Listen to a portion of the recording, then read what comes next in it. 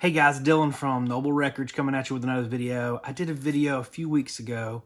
It was 10 albums, 10 amazing rock albums you've never heard of. I had a huge response. A lot of people wanted me to do another one, so I did another one. I pulled out 10 more albums that you might not have heard of before. Just a reminder, if you haven't already, please hit the subscribe button and help us out by subscribing to the channel. We're always posting about obscure albums you might not have heard of before. Follow us on Instagram. It's at Noble Records. We post all the stuff that we're doing in the shop. I own a record store in North Carolina, and then all these records that we're finding, all that stuff. It's a good time. So if you want to stay connected, follow us on Instagram as well. Just a couple quick things right off the bat with the last video. Had a lot of people ask, why not upload audio clips of these albums? I don't feel like looking them up. Basically, you get into a lot of trouble with some of that stuff and your video gets pulled down. You get copyright strikes against your account. It's a long ordeal that I don't want to miss. But what I'm doing is I'm recommending you albums. There's resources available. All the ones on this list, at least, all except for one, you can find on iTunes and Spotify. So all you got to do is type it in. Easy peasy.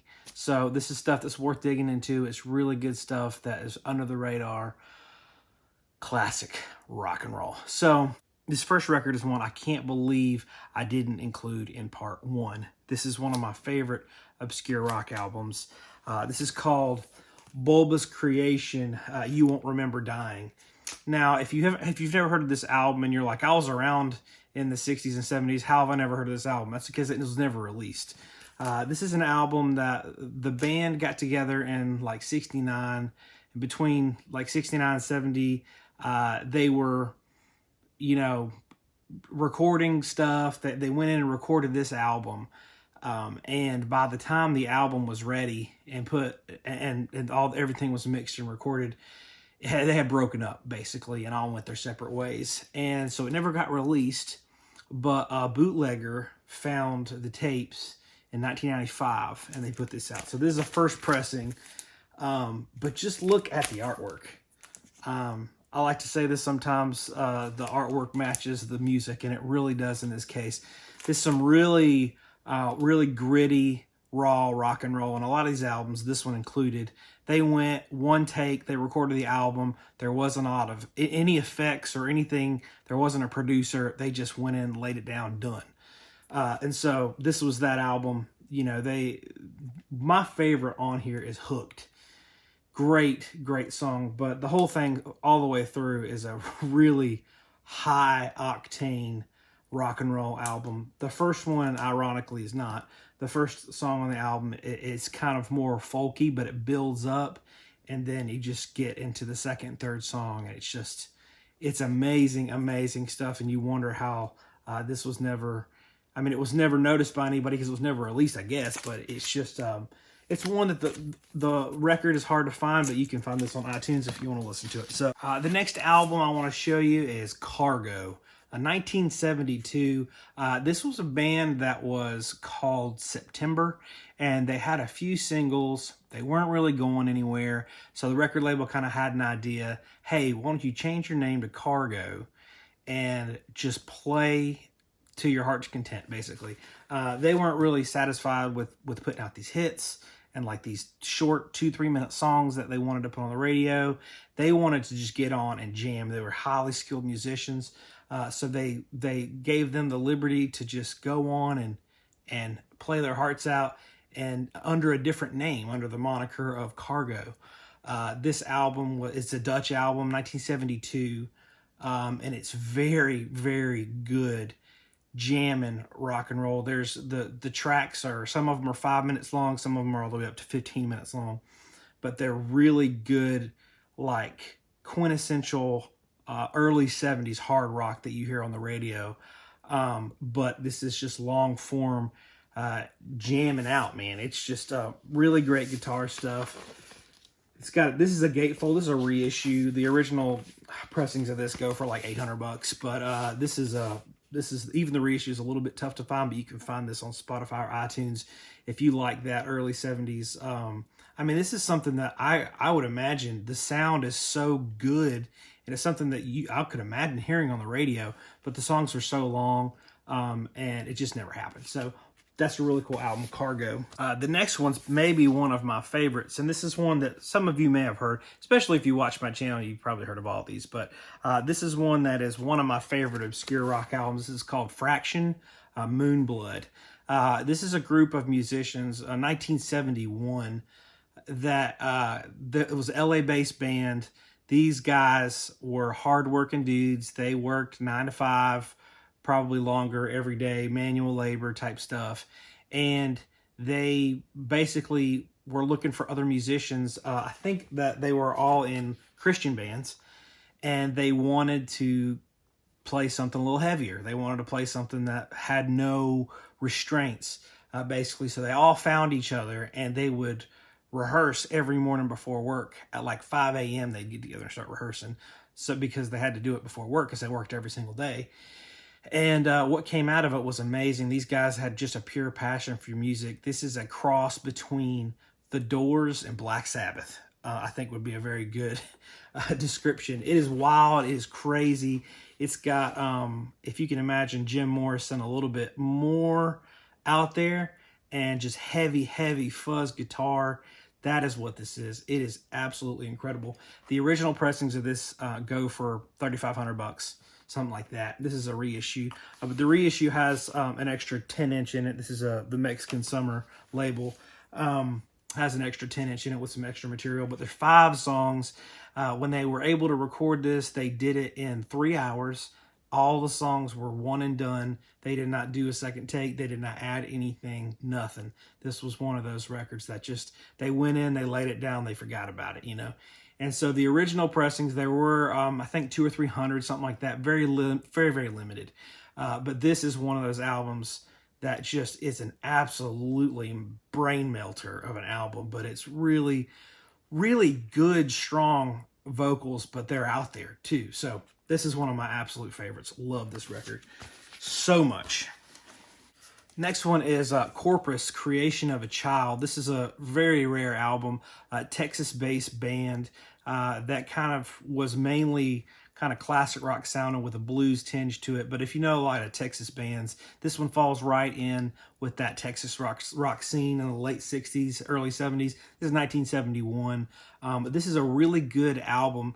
And the whole concept behind the album is like becoming an adult, getting married, having kids, being a dad, but at the same time, it is hard rock, and it is amazing. Really great soaring guitar solos, all that stuff. But it's not, it's definitely not like 12-bar blues or anything like that. Like, it is rock and roll, but it has that, you know, blues pentatonic guitar solo things going for it. But this is an absolutely incredible album. Very, very tough to find, but you can find it on iTunes or Spotify. But this is a phenomenal record. And what I really like about it that makes it unique is that it has that really strong sound to it, but the lyrics are so tender. Like, the lyrics are about being a family, and like, it's really cool. It's a really cool concept, but it's a really great record. Corpus, Creation of a Child, 1971. Next one is Human Instinct, Stoned Guitar. The Human Instinct came out with 3 records that were all really good, strong records. But it's a band out of New Zealand. 1970, they put this out. This is their second album. And this is just wild, out there, crazy. I mean, it's crazy guitar stuff. I mean, stoned guitar, that puts it right into, describes it very well. But this is a reissue. This is a Sunbeam Records reissue. A little just tidbit. Sunbeam does a lot of psych reissues, and they are top notch. If you can get Sunbeam reissue on something, get it. Sound quality is amazing on these. Really good label that does that stuff. But anyways, this is a really cool, very hard driven guitar rock album. If you're a guitar player, you will very much appreciate that. It does the Railway and Gun Rory Gallagher cover. But it's a very, very, very good record. The opening song, Black Sally, is just an absolute mind melter of a guitar solo. But yeah, this is a really good one. If you're, like I said, if you're a guitar player or you like that type of thing, you'll love all these, but this one in particular. This is another one of my top choices. But these are all my top choices. Who am I kidding? The next one is one of my favorites to talk about. It's this a band called Enigma. The album's called Diluvium. Now this is a reissue cover, but the original cover looks like that. That artwork right there. But you can see there's these young kids in there. This is a very, very cool story. But this is a krautrock classic out of Germany. What makes it really cool is that these were kids. They started the band very, very young. They started playing with together when they were kids, like little kids, like 10 years old kids. And they put this record out when they were between the ages of 15 and 17. So there's 3 of them. I'm just going to put a picture on the screen. This is what they look like. So these were young kids. And it's insane that this heavy, heavy album came out of those kids like that. I mean, this is just amazing stuff. But if you know the krautrock sound, this is right along the lines of the krautrock sound. It's very, very good hard rock with a strong prog backing to it. You know, this is I mean, like I said, I mean it's so heavy, it's unbelievable. But this is a really killer record if you can find one. The originals are tough to find and they're really expensive, just like all these are. This is a reissue, but you can find them online to listen to on iTunes and Spotify. I know this is on both. I just listened to it just to get a refresher, and man, every time I listen to it, it's a kicker. It's a really, really, really good record. And every time I hear it, I'm like, how old were these guys? I mean, like, just to be able to play music like that so well at such a young age. And this is another one that I read an interview where they talked about when they recorded the album, and they said that they just went in and started playing. Like they literally played in a big room that had a lot of reverb, and they just went in and just played their hearts out. I mean, and everything is so tight, so clean, so good. But it's a very heavy krautrock album. It's absolutely amazing. Enigma, Diluvium, came out in 1973. You got to check this out. It's great stuff. This is another one, 1971. 71 was just like a golden year for hard rock. This is Strawberry Path, When the Raven Has Come to the Earth.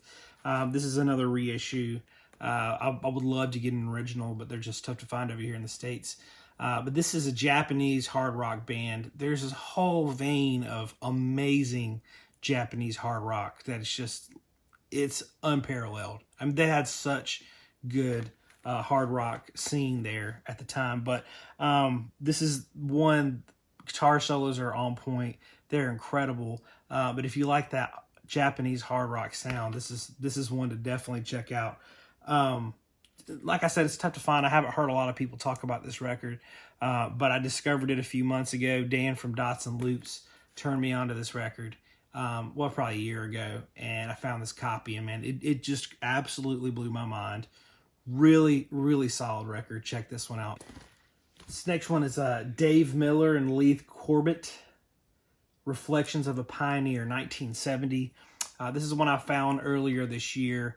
Had never heard of it. And it blew me away right off the bat as soon as I put it on. This was only released in Australia. So this is an original Australian pressing on Spin Records. I'll show you the label there. But this is a really good album. It has a lot of good, has folk rock elements, but it also has like really, really strong guitar riffs in it as well. So this is a really incredible record. You can find it on Spotify, iTunes, all that stuff. But this is one that you're going to put on and say, where's this been all my life? How come this wasn't popular? But this was a really, really great record. Dave Miller, Leith Corbett, Reflections of a Pioneer. I think Dave Miller still continued to do music and still does music now. And some of that stuff's on iTunes as well. So definitely check that out. Really, really fantastic record. The next one is a band called Triana. This is an album I found like maybe 3 or 4 years ago, and I didn't know what it was, but that cover, I'll show you the gatefold. I had to buy it because what it reminded me of was just like an old Western or something, you know. But I took it home, put it on, and I was blown away. But this is self-titled. It's just called Triana. A lot of people call it El Patio. That's what it says on that sign on the back. But it's mainly known as Triana. 1975 was the year it came out. But this came out in Spain, Spanish record. This is an original press. I'm not sure if they've reissued or not, but you can find it, like I said, on all the platforms. But this is, from what I can tell, in the Spanish rock scene, this was an iconic record for a lot of Spanish-speaking people. And in like South America and in Spain, this was a huge album in that vein. But I'd never heard of it, and I think a lot of people in the U.S. probably have never heard of it. It sounds like a Spanish Deep Purple. The organ, just this roaring rock and roll organ, face-melting guitar solos. This is an insanely good record. And I think I'm going to do another video soon about like Spanish hard rock, because there's so much good Spanish hard rock as well. There's Dias de Blues, there's Papa's Blues, there's El Reloj, there's Agua Turbia. There's a bunch of really good like South American and Spanish bands that are awesome. This is one really good stuff. Last but not least is Oda. This is ODA, Oda.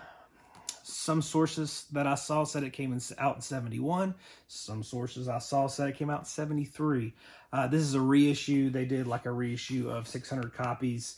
I've not seen a lot of people talk about this record either. But this was one that this band formed between two brothers. One brother played guitar, one brother played drums, and then they had a lead singer and all that stuff. But yeah, just this is really good, gritty blues rock, acid soaked psychedelic goodness. This is the only one you can't find on iTunes or Spotify. You can find it on YouTube. There's like clips of, someone's made a playlist of like all the different songs. So, but it's definitely worth checking out. And I actually just spun this as I was getting everything together for the video, and I was like, man, I forgot how good that was. But this is another one that I saw that I was like a few years ago, and I was like, I don't know what this is, but it looks really cool. And I grabbed it, and I'm so glad I did, because it is a cooker. A lot of people call it the Black Album. Apparently, I've never heard it called that, because I've never heard it called anything, because no one ever talks about it. But really good record. So I would look up, I think on Discogs says it's 1973, but some other sources I've seen says 71. So if you look up on Discogs, 1973 is what it'll say. So that's what kind of how you could track it down, do some research on it if you want to hear this album. But it's really, really strong album. Really good stuff. Just a group of guys that never made it. So thank y'all for watching this video. If you enjoyed it, hit the subscribe button. I usually try to upload a lot of videos that deal with obscure stuff that no one's ever heard of before, but then I do a lot of videos that kind of appreciation of older albums that we all have heard of. So thank y'all for watching this video. We will see you next time.